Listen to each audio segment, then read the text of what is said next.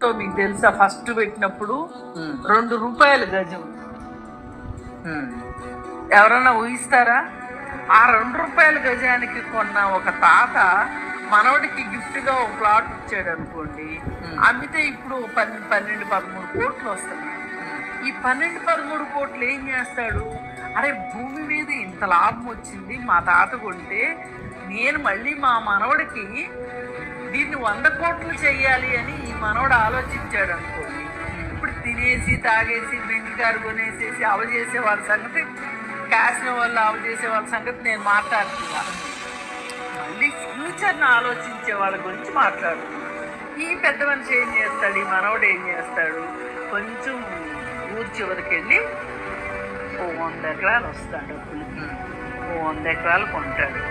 ఈ 100 ఎకరాలు కొన్న తర్వాత 15 ఏళ్ళు, 20 ఏళ్ళు, 25 ఏళ్ళు, 30 ఏళ్ళు పోయిన తర్వాత